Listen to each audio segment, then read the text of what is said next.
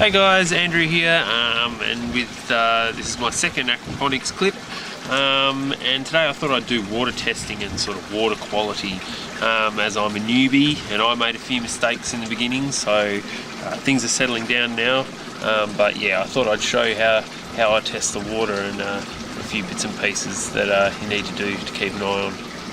Anyway, we'll have a look and I'll show you down here in the fish and over there where the mariner, and show you how to test the water. So firstly, we'll have a look here, and I've just turned the bubbler off, so you'll notice there's no bubbles in the water. Might be a little bit hard to see, but the water, just visually, is actually quite clear, very clear. You see the bottom, the fish are hiding in the back over there. This is a good sign for starters, that the water is clear and there's no algae build-up. What you will notice, it's very hard to cut through the glare, but there's a bit of a brown scum starting to form on the edge of the tank. This is normal, so I've been told. The less light, I guess, that gets into the tank, the less this sort of dark scum will appear, but it's a good thing to have, so yeah, I'm not overly concerned about that. The thing I am worried about is the levels in the water that you can't see, that you have to test for. Now, when I first set this tank up and this system, I was very naive, and I had this one sump tank and one bed here, and I just chucked the fish in, chucked the plants in, and away I went.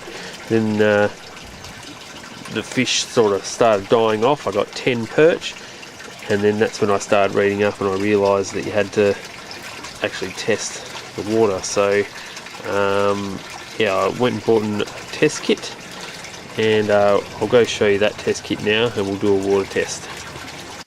So this is the test kit, the API Freshwater Master Test Kit. It's got plenty of goodies in there. And now, someone else can tell me this if they've bought the same kit. Is there supposed to be 4 of these? Was I short-charged? Because I only got 3.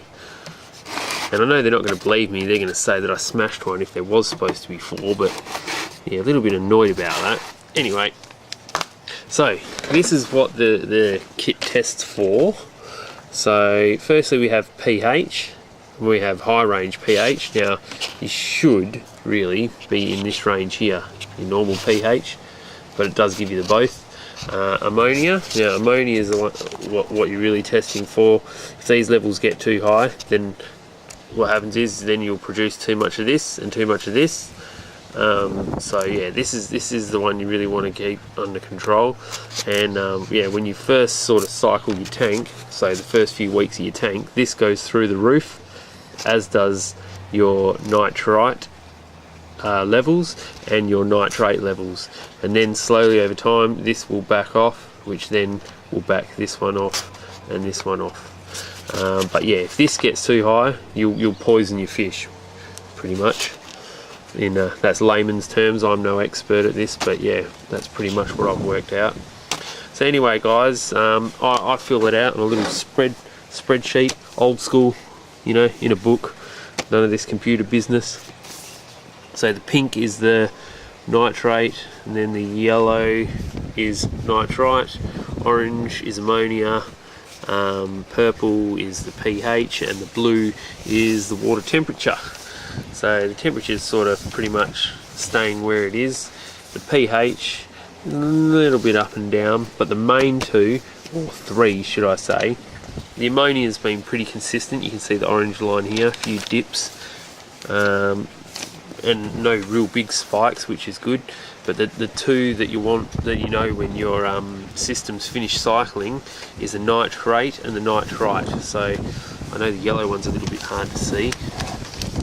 But the yellow and the pink lines nosedive right about here, which is a few weeks ago now, and then they hit the floor and they've stayed down there, which is what you want. So anyway, without further ado, we'll get these, we'll fill them up, and we'll do a test, and hopefully it'll keep going in the same direction. So generally when I take my water samples, I'll take them from this line here, which is my flow back into the sump tank. So I'll give them generally a bit of a couple of rinses, and then I'll take that. And then we just shake these off down to 1 mil, Then we go add our solutions, which we'll go do now. Alright, so we've got all our levels at 5 mils. Now the first one we're going to do is pH, and the bottles are really good, they're self-explanatory, so you can see just here it says 3 drops. So we'll do that first. 1, 2, 3. That's that one. Then the next one, the ammonia, has 2 bottles. And it tells you there, this one's 8 drops. Sorry, it's a bit hard to try and concentrate and do the camera at the same time. This one's a bit thicker, I've noticed. 2, 3, 4, 5, 6, 7, 8. That's that one. And then the second ammonia bottle, and you've got to make sure you, sorry I should have said this before, that these are, you got to shape these really well. So this one goes on top of the same one, 8 drops. Whoops, 1, 2, 3, 4, 5, 6, 7, 8. We won't count that first one because I'm pretty sure it missed. And then the last one is nitrite, and we'll have to do the nitrate levels separate. So this one is 5 drops, and this one will go in the end one. 1, 2, 3, 4, 5. Alright, so that's that, guys. Now we need to put the caps on, which I'll do now. Excuse me for reaching. And then we give these a good shake up, really good shake, and then we leave it for a minute, and then we'll come back and we'll compare it to the chart. Alrighty, so it's been about a minute, and they've been well rested, I guess you'd call it. Now it's time to test them against the chart. So this one here is the pH, and I would call that in the range of 7.2 to 7.6.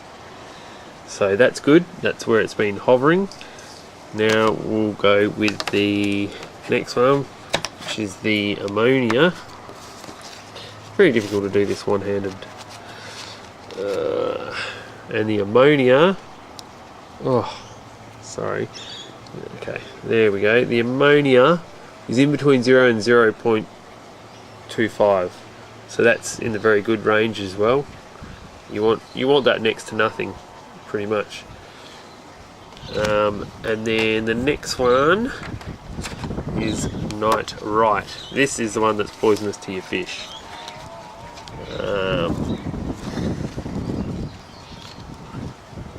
That is at 0, so brilliant, 0. And then the last one we'll do is nitrate, which I'll have to stop and go through the process again, and then we'll check the temperature. Alright, so lucky last is nitrate. We'll go with bottle 1. Oh, I'm gonna have to swap hands with this. I ain't no good on the left hand. So here we go. 10 drops. 1, 2, 3, 4, 5, 6, 7, 8, 9, 10. And then bottle 2. That one is the same again. 10 drops. 1, 2, 3, 4, 5, 6, 7, 8, 9, 10. Alright, so we'll put the cap on and we'll be back in a sec and shake this one up. We'll see how that one goes. Okay, so lucky last level there is nitrate, and that's at trace as well. This one's the one that your plants love. Nitrates is a goodie. So now we'll just pick up my, put that back there, pick up my trusty temperature gauge, and we'll go check the temperature. So I always take mine in the afternoon from the sump. So let's go do a bit of sweep around, up and down, and we have maximum 15. So there we go. Well, there we go, guys. That was testing the fresh water with the master test kit. Now this little booklet also comes with heaps of information, so if your ammonia levels are too high or too low, or the pH or whatever, it gives you some good tips and ideas of yeah, how to fix that up in the little book there. So just before I go, I'll give you a quick look at how things are doing. Now that the levels have all settled down, we're just waiting on some warmer temperatures really. But yeah, the aquaponics is going okay. This one's looking a bit sick. Was transplanted from over in the garden the other day. So same with the pawpaw, it's looking a bit sick. It's not liking this cold weather, but there are some new shoots just appearing on the top there. The thing that is doing really well, too well, is this watercress.